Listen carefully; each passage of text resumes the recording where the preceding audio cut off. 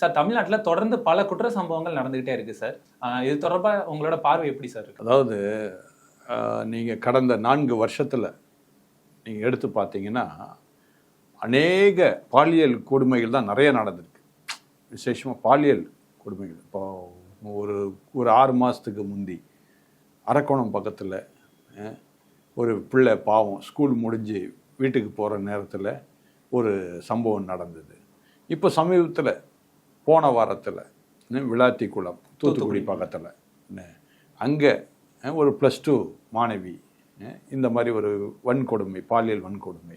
ஏன் போன வருஷம் அண்ணா யூனிவர்சிட்டியில் இன்றைக்கு வரைக்கும் அதுக்கு பதிலே இல்லாதபடிக்கு ஏதோ நாங்கள் கைது பண்ணோன்ற இதோடு நிறுத்திட்டாங்களே ஒழிய, இப்போ இதுக்கெல்லாம் கடந்த அரசு, தமிழக அரசு பதில் சொல்லுமா அப்படின்னா, பதில் சொன்னாலும் பதில் சொல்லி என்ன இழப்பு, மக்களுடைய இழப்பு என்ன அப்படின்னு சொல்லி சிந்திக்கும் பொழுது வேதனையாக இருக்குது.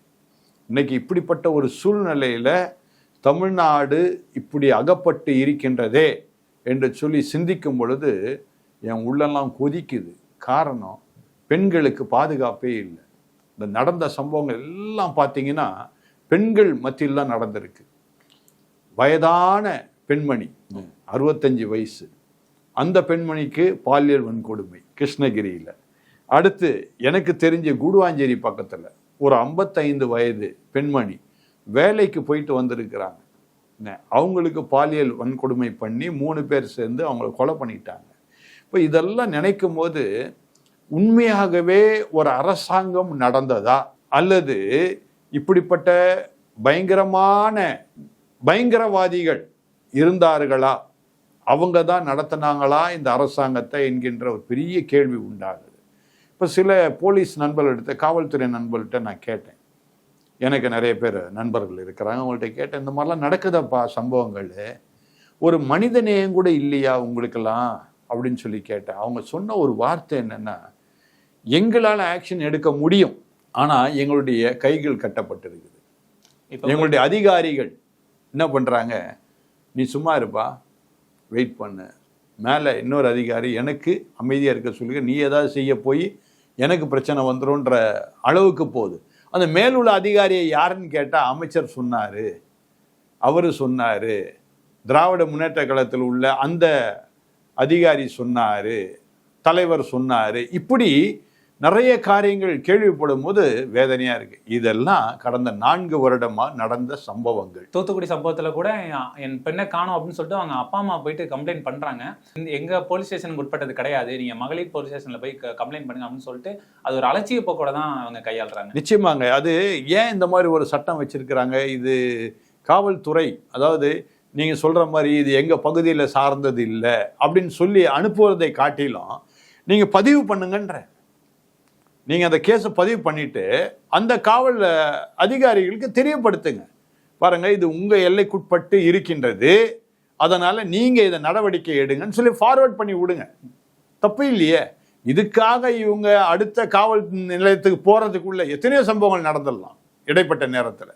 ஒன்றில் ஒரு திருடம் வந்தான், எங்கள் வீட்டில் திருட்டாங்க, இல்லை செயின் ஸ்நாச்சிங் ஆயிடுச்சு அப்படின்னா, இது எங்கள் பகுதியில் உள்ள காவல்துறை கிடையாதுங்க, அது அந்த போலீஸ் நிலையங்க அப்படின்னு சொன்னால் இவங்க போகிறதுக்குள்ள அவன் தப்பிச்சு போயிடுவானே. ஆக இந்த சட்டங்களை சீர்படுத்தணும்.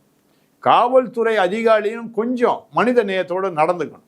வந்தாங்களா, சரி ரைட்டு, அவங்கள ரிப்போர்ட்டை வாங்கிக்கிட்டு அதை ஃபார்வர்ட் பண்ணி விடுங்க. இப்போ தான், அதாவது அந்த காலத்தில் பேப்பரில் எழுதி கொடுத்தாதான் பெட்டிஷன், இப்போ அப்படி இல்லையே.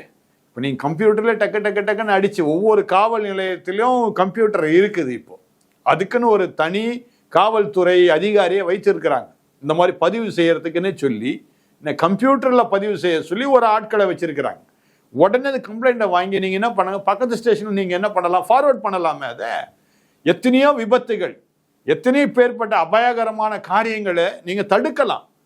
இனிமேலாவது காவல்துறை அதிகாரிகள் அது செய்வார்கள் சொல்லி நான் நம்புகின்றேன். தமிழ்நாட்டில் இப்பேற்பட்ட கேவலமான காரியங்கள் நடப்பது குறித்து மிக மிக வேதனை அடைகிறேன். அதாவது மனிதநேயமே இல்லாமல் போச்சு, அதான் வருத்தமாக இருக்கு. அதுக்கு பிறகு அவங்க மகளிர் காவல் நிலையத்தில் போய் கம்ப்ளைண்ட் கொடுத்தப்பையும் உங்கள் பெண்ணை யார் கூடச்சும் ஓடி போயிருக்கலாம் அப்படிங்கிற மாதிரி ரொம்ப அவதூறாகவும் பேசியிருக்காங்க. எந்த ஒரு அலட்சிய போக்கில் ஒரு பெண்ணாக இருந்துக்கிட்டு இன்னொரு பெண் மேலே இந்த மாதிரி குற்றம் செலுத்துறது எப்படி சார் பார்க்குறீங்க? அதாவது ஒரு மனிதநேயமே இல்லாமல், அதாவது இப்படி சிந்திக்கணும். என் பிள்ளைக்கு இப்படி ஒரு காரியம் நடந்தா நான் எப்படி துடிப்பேன்? அப்படிதானே அந்த பெற்றோர்களும் துடிச்சிட்டு வந்து சொல்லியிருப்பாங்க. என் பிள்ளைய காணுங்க அப்படின்னா யார் கூடயா ஓடிப்பான்னு சொன்னா என்ன அர்த்தம்? அது சரியே இல்லையே. ஒன்றும் இல்லைங்க. இப்போ ஒரு பெட்டிஷன் ஒருத்தர் மேலே நானே கொடுத்தேங்க ஒரு காவல்துறையில். அவங்க என்ன சொல்கிறாங்க, இல்லைங்க அந்த பழைய பெட்டிஷன் பெண்டிங்காக இருக்குது, அப்போ தான் இதை நாங்கள் எடுப்போம் அப்படின்னா என்ன அர்த்தம்?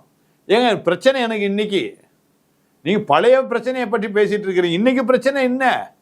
அதை ஒரு முடிவு கொண்டு வாங்க. இதை ஏன் புரிஞ்சிக்க மாட்டுறாங்க?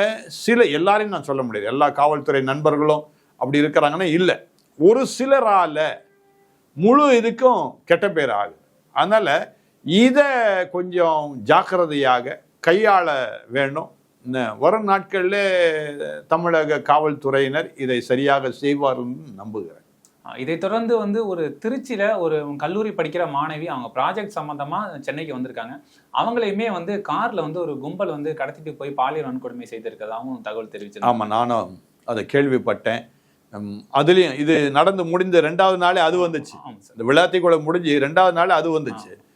அதுவும் எனக்கு ஆச்சரியமா இருந்தது. ஏன்னா சென்னையில வந்து இப்படிப்பட்ட ஜன நெருக்கடியான இடத்துல இப்படி ஒரு காரியம் நடைபெறுதுன்னா ஆச்சரியமா இருக்குது. ஏன் இதுக்கு முன்னாடி ஒரு 2 வருஷத்துக்கு முன்னாடி ஐடி கம்பெனியில் வேலை செய்த ஒரு பிள்ளை அடையாறுல, அது ஐடி வேலையை முடிச்சுட்டு வர்ற நேரத்தில் அங்கேயும் இதே மாதிரி ஒரு சம்பவம் நடந்தது. கடத்தப்பட்டு பாலியல் வன்கொடுமையினால கஷ்டப்பட்டது. பிறகு நான் கேள்விப்பட்டேன், அந்த இங்கே சென்னையில் நடந்த அந்த பெண்ணுக்கு வந்து கடைசியில் இல்லை அப்படின்னு சொல்லி மனநிலை தடுமாறி சொல்லிட்டு மனநிலை தடுமாறி சொன்னாங்க. அது எப்படி மனநிலை தடுமாறி சொல்ல முடியும்? இன்னும் வம்பா இதெல்லாம் வந்து மிரட்டல், வேற ஒண்ணுமே இல்லை. மிரட்டலின் காரணமாக இந்த மாதிரிலாம் பண்ணாத. ஒன்றும் இல்லை, இப்போ என் வீட்டில் வந்து எங்கள் வீட்டார் என்ன சொல்கிறாங்கன்னா, நீங்கள் ஏன் இந்த மாதிரிலாம் பேசுகிறீங்க அப்படின்னு சொல்லி சொல்கிறாங்க. காரணம்னா அவங்கள பல பேர் மிரட்டுறாங்க. இவர் இப்படி பேசுறதுனால பிரச்சனை ஆகிடும் குடும்பத்தில். என்ன பிரச்சனை ஆகும்? அதாவது நான் எப்பவும் ஒரு காரியத்தை சொல்லுவேன், கடவுள் நமக்கு உயிரை கொடுத்துருக்கிறார். அந்த உயிரை எடுக்கக்கூடியவர் கடவுள் மட்டும்தான், வேற யாராலும் எடுக்க முடியாது. எந்த மனிதன் கத்தியால குத்தினாலும் சரி சாக மாட்டான். விளங்குதா? எனக்கு அந்த அனுபவம் ஏற்பட்டிருக்குது. அதனால தான் தைரியமாக நான் சொல்கிறேன். எத்தனையோ பேர் என்னை கொலை செய்யணும் முயற்சி பண்ணாங்க, ஆனால் ஒன்றும் நடக்கலை. கடவுள் தான் உயிரை எடுக்க முடியும். அதனால் இருக்கிற காலகட்டத்தில் மற்றவர்களுக்கு நம்ம மிரண்டு வாழணும் அவசியமே கிடையாது. நாம் உண்மையாக இருப்போம், உண்மையாக வாழ்வோம், தைரியமாக இருப்போம் இந்த சமுதாயத்தில். அதான் நான் எல்லாருக்கும் சொல்வேன். ஆனால் ஒரு சில பெண்கள் தான் இப்படி பயப்படுறாங்க. நான் கவனிச்சிருக்கேன், சில பெண்கள் ரொம்ப தைரியமாக இருக்கிறாங்க. இந்த காலத்தில் ரொம்ப தைரியமாக இருக்கு, ரொம்ப ஞானமாக நடந்துக்கிறாங்க. அதில் பெண்கள் இந்த சமுதாயத்தில் ரொம்ப ஜாக்கிரதையாக இருக்கணும். தனியாக ஒரு இடத்துக்கு போகாதபடிக்கு, தனிமையில் எந்த இடத்துக்கும் போகாதபடிக்கு ஜாக்கிரதையாக இருக்கணும். யாரையும் உடனே நம்பிடவும் கூடாது. யாரோ ஒருத்தர் ஏதாவது ஒன்று சொல்கிறாங்கன்னா நம்பி அவங்க பின்னாடி போகிறதும் தவறு. அதில் விசேஷமாக காதலிக்கும் காதலர்கள், இதை தான் நான் ரொம்ப குறிப்பிட நான் விரும்புகிறேன். அதாவது காதல் செய்வது தவறுன்னு நான் சொல்லவில்லை, ஆனால் காதல் நம்ம எப்படி பண்ணுறோம், யாரை காதலிக்கிறோம் அப்படின்னு இருக்கு. பெற்றோர்களுக்கு தெரியாமல் எந்த ஒரு சம்பவம் நடக்க போகிறதில்ல. இருக்கலாம், ஒரு பெண்ணுக்கு ஒரு பையன் மேலே ஆசைப்படலாம், இல்லை ஒரு ஆண்மகன் ஒரு பிள்ளை மேலே ஆசைப்படலாம். இதை என்ன பண்ணலாம், அந்த ஆசையை நீங்கள் காதலாக மாற்றாதபடிக்கு அதை உங்கள் பெற்றோர்கிட்ட போய் சொல்லுங்கள். நீங்கள் ஆசைப்படுற பெண்ணை நீங்கள் சொல்லுங்கள், இல்லை ஆசைப்படுற பையனை நீங்கள் சொல்லுங்கள். நீங்கள் பெற்றோர்கிட்ட ஒரு உத்தரவு வாங்கி நீங்கள் பெற்றோர்களை அனுப்பி அதை கேட்டு அதுக்கு பிற்பாடு உங்கள் காதலை உருவாக்குங்க. அது நல்லா இருக்கும். அப்போ சமுதாயத்தில் இது என்ன ஆகுதுன்னா, இப்போ நான் சில காரியங்களை பார்த்துக்கிட்டு இருக்கேன். எங்கள் வீட்டு அருகெல்லாம் பார்த்தீங்கன்னா திடீர்னு என்ன பண்ணுறாங்க, ஒரு பெண்ணும் ஆணும் வந்து திடீர்னு ராத்திரி 9 மணிக்கு வந்து சந்திக்கிறாங்க. இருட்டில், அதுவும் ஏதாவது வாகனத்துக்கு பின்னாடி போய் நிற்கிறாங்க. அப்போ நான் அந்த சைடு வரும்போது எனக்குள்ள என்ன பயம் ஏற்படுதுன்னா, இவங்க 2 பேர் பேசுறத குறித்து எனக்கு பயப்படல. நான் இவங்க 2 பேர் பேசுறத என்ன செய்வான், வேற யாராவது ஒருத்தன் கவனிப்பான். அவன் என்ன பண்ணுவான், இந்த பிள்ளைய வந்து சீனுன்னு ஆசைப்படுவான்.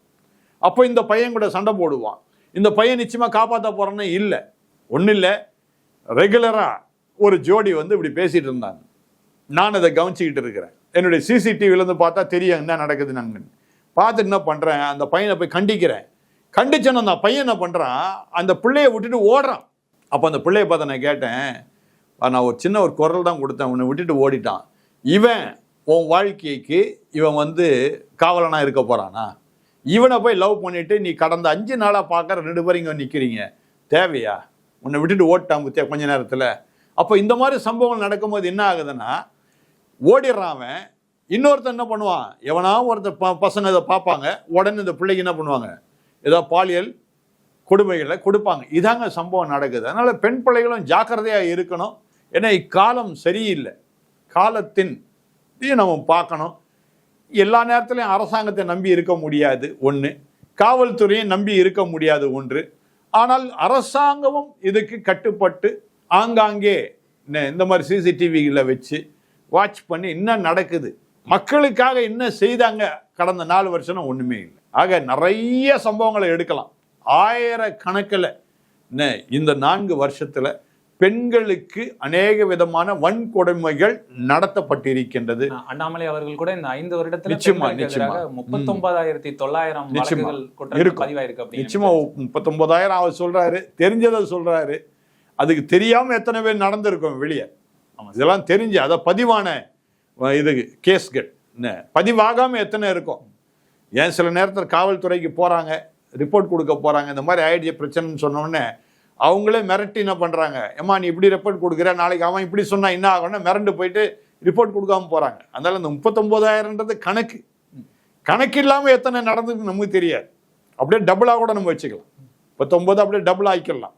அதனால அரசாங்கம், கடந்த அரசாங்கம் சரியில்லை.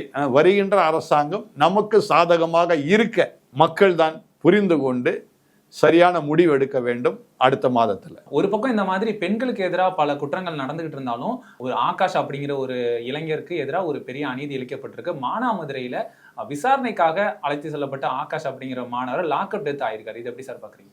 நீங்க ஒரு இதை நீங்க சொல்றீங்க. இப்போ அதே நான் பார்த்தா 4 வருஷத்துல பார்த்தா எத்தனை லாக்அப் டெத் ஆயிருக்கு? 26 லாக்அப் டெத் வந்திருக்கு அப்படிங்கிற மாதிரி சொல்லி இத்தனை லாக்அப் டெத். இந்த ஆகாஷுடைய விஷயமும் அப்படிதான். ஏன்னா ஏதோ ஒரு உண்மையை அந்த பையன் சொல்லியிருப்பான். அது யாருக்கு எதிராக இருந்திருக்குன்னா அந்த பகுதியில் உள்ள திராவிட முன்னேற்ற கழகத்தினுடைய ஆட்களுக்கு அது ஒரு வேளை பாதிப்பு ஏற்படுத்தி இருக்கலாம். அதனால உடனே என்ன பண்றாங்க, அவங்களுடைய ஃபோர்ஸை காமிச்சு, ப்ரெஷரை காமிச்சு காவல்துறையை என்ன பண்றாங்க, ப்ரெஷர் பண்றாங்க.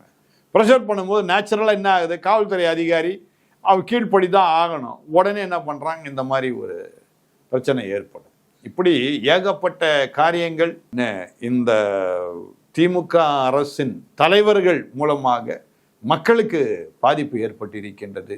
ஆகவே அந்த லாக்அப்ல இருக்கும்போது கூட அந்த ஆகாஷ் அப்படிங்கிறவர் என்னை வந்து நாங்க கீழ் ஜாதி, நீ எப்படி ஒரு மேல் ஜாதி பையனை வெட்டலாம் அப்படிங்கிற மாதிரி சொல்லி தான் வந்து தாக்கினதா வேற தெரிவிச்சிருக்காரு. ஆமாங்க, அதான் இது எப்பவுமே எப்படி இருந்தாலும் இது அரசியல் நோக்கத்தோடு தான் லாக்அப்ல இது பண்ணியிருக்காங்க. அதில் காவல்துறை அதிகாரிகளுக்கு ஏது தைரியம்? அவங்கள நம்ம போல ஒரு மனிதர்கள் தானே, யாரோ ஒருத்தர் சொல்றதுனால அவங்க சப்போர்ட் இருக்குன்ற தைரியத்தில் இவங்க செயல்படுறாங்க.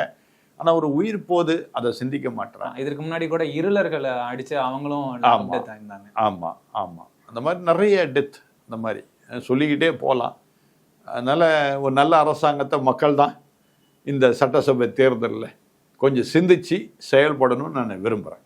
இந்த நிலையில தேர்தல் காலம் சூடு பிடிச்சிட்டு இருக்கு சார். இது தொடர்ந்து கிறிஸ்தவ வாக்குகளை யார் பிரிப்பா அப்படின்னு எதிர்பார்க்குறீங்க? ஏன்னா இப்ப விஜய் ஒரு பக்கம் வந்திருக்காரு, இவர் சிறுபான்மையினரை வந்து ஈர்க்கிற விதமா செயல்படுறாரு அப்படிங்கிற மாதிரி பல கருத்துக்கள் வந்துட்டு இருக்கு.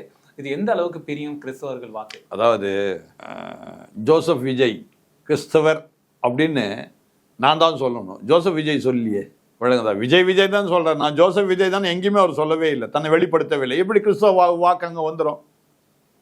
விஜயின் தன்னை ஒரு நடிகனாக தான் அவர் வெளிப்படுத்துறாரு தவிர தான் கிறிஸ்தவன் என்பதை சொல்லவே இல்லை. என் பேர் ஜோசப் விஜய் நீ என்னைக்கு சொன்னாரு? எங்கேயா சொல்லியிருக்காரு அதை மேடையில்? இது வரைக்கும் சொன்னார்? எனக்கு தெரியல. உங்களுக்கு தெரியுமா? இல்லை சார், இது வரைக்கும் சொல்லலை. அப்போ எப்படி ஒரு கிறிஸ்தவ வாக்கு அங்கே போகும்? சரிங்களா? அதனால அவர் சொல்லிக்கலாம். அதனால கிறிஸ்தவ வாக்கு அங்கே போகணும்னா கிடையவே கிடையாது. நிச்சயமா அவர் கிடையவே கிடையாது. ஏன்னா எனக்கு தெரிஞ்சு இப்போ அவர் தனிப்பட்ட முறையில் அவர் நிற்க போகிறதா நான் கேள்விப்பட்டேன். அப்போ தனிப்பட்ட முறையில் நிற்கிறாருன்னா நிச்சயமாக 1% ஓட்டு வேணால் கிடைக்கலாம். ஏன்னா இதுக்கு முந்தைய இதெல்லாம் நம்ம கவனித்து பார்க்கணும். கேப்டன் விஜயகாந்த், கமலஹாசன், ஏன் சிவாஜி கணேசனே கட்சி ஆரம்பித்தார்.